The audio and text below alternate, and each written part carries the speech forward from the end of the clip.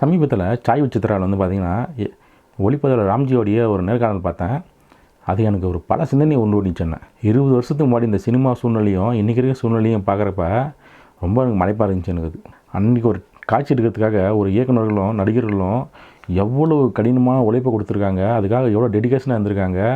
20 டேக்கு 30 டேக்காக போனால் கூட பிரச்சனை இல்லை, சில நேரத்தில் சிங்கிள் டேக்கானே பிரச்சனை இல்லை, அந்த காட்சி சிறந்த காட்சியாக வரணும், அந்த படம் சிறந்த படமாக வரணும்னு சொல்லிட்டு எவ்வளோ உயிர் போட வேலை பார்த்துருக்கான்றதை நினைக்கிறப்ப எனக்கு ரொம்பவே ஆச்சரியமாக இருந்துச்சு எனக்கு.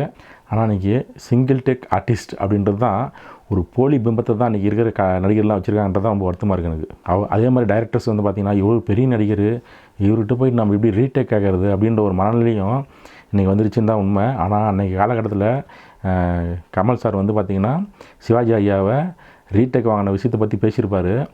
அதை இன்றைக்கி இருக்கிற ஜென்ரேஷன் புரிஞ்சிட்டாவே ஓரளவுக்கு நமக்கு நல்ல படம் கிடைக்கும் நான் நம்புகிறேன். அன்றைக்கி இருக்கிற கலைஞர்கள்லாம் ரொம்ப கடினமாக உழைச்சி அதுக்காக வந்து இப்போ டெடிக்கேஷனால் தான் சிறந்த படமும் சிறந்த காவியங்களும் கிடைச்சிச்சு. இன்றைக்கி இருக்கிறவங்கலாம் பார்த்திங்கன்னா ஃபாஸ்ட் ஃபுட் கலைஞர்லாம் நம்ம சொல்லி ஆகணும். நம்ம எல்லாமே வந்து ஃபாஸ்ட் ஃபுட்டாக மாறிட்டாங்க. அன்றைக்கி இருந்த அதே கலைஞர்களும் இன்றைக்கி அந்த ஃபாஸ்ட் ஃபுட் கலைஞர்களாக தான் மாறிட்டாங்கன்றதான் உண்மை. அவங்களுக்கு வந்து கலை மீது இருக்கிற ஆர்வம்லாம் எனக்கு தெரியல. அவங்கள கலைஞர்கள்ன்றதை மறந்துட்டாங்கன்னு தான் சொல்ல முடியும். நம்ம ஏதோ அவங்க ஓடிட்டே இருக்கிறாங்க, 1000 கோடி 2000 கோடின்ற ஒரு டார்கெட் வச்சுக்கிறாங்க. ஆனால் வெளி உலகத்தை வந்து இல்லைங்க, அதெல்லாம் ஒன்றும் இல்லைங்க, நாங்கள் போய் எதுங்க 1000 கோடிலாம் ஆக்கி போகிறோம், எங்களுக்கு பணம் முக்கியம் அப்படின்னு வந்து வாய்க்கிலேயே பேசுவாங்க.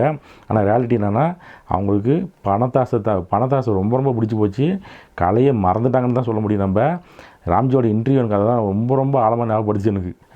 இயக்குனர் எஸ்எஸ் சார் வந்து பார்த்திங்கன்னா பாக்யராஜ் சாருடைய 50வது வருஷத்துடைய ஃபங்க்ஷனில் பேசியிருந்தார். நீங்களாம் வந்து பார்த்திங்கன்னா நாங்களாம் வந்து கதையை நம்பி படம் எடுத்தோம், நீங்களாம் சதையை நம்பி படம் எடுக்கிறீங்கன்ட்டு. உண்மை தான். இன்றைக்கி டாக்ஸிக் டைரக்டர்ஸ் தான் அதிகமாகிட்டாங்க, டாக்ஸிக் ஹீரோஸ் தான் ரொம்ப அதிகமாகிட்டாங்க.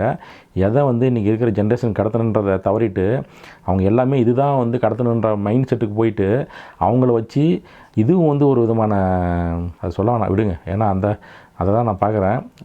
ஆனால் நான் சமீபத்தில் தாய்க்கிளியுடைய அந்த ஃபங்க்ஷன் பார்த்தேன். உண்மையாகவே ஒரு டைரக்டரு என்னமா அந்த டைரக்டர் இந்த தாய்க்கிளி படம் ஓடலன்றதை தாண்டி அவரும் இன்றைக்கி ஜென்சி ஜென்ரேஷன் தான்.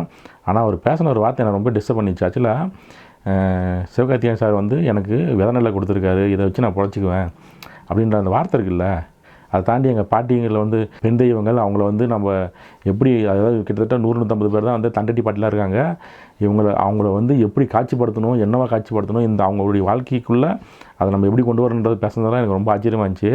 இப்படி சில பேர் இருக்கிறாங்கன்றப்ப கொஞ்சம் சந்தோஷப்பட வேண்டியதாகுது. சாய் சித்ராவில் அவர் சித்ரா லட்சுமணன் சாருடைய அந்த இன்டர்வியூஸ்லாம் ரொம்ப பிடிக்கும். அவர் வந்து நமக்கு தமிழ் சினிமாவுக்கு கிடைச்ச ஒரு பெரிய பொக்கிஷம் தான் சொல்லுவேன் நான். இந்த ராம்ஜி சாரோட இன்டர்வியூ வந்து ரொம்ப நல்லா இருந்துச்சு, எனக்கு ரொம்ப பிடிச்சிருந்துச்சி. அது வந்து நமக்கு பல பர்ஸ்பெக்டிவ் கொடுத்து கடந்த காலத்தில் இந்த சினிமாவுக்கு இன்றைக்கி இருக்கிற சினிமாவை பார்க்குறப்ப இன்றைக்கி இருக்கிற சினிமா வந்து toxic cinema, fast food cinema அப்படி தான் நம்ம சொல்ல வேண்டியிருக்கு. இங்கெல்லாம் கலையை பற்றி உங்ககிட்டலாம் யாரும் பேசக்கூடாது. அவங்கெல்லாம் ஒரு படத்தை 2 படம் தான் நல்ல படம் வருது, 98% படம் வந்து டாக்ஸிக் படம் தான் வருது. தேங்க்யூ.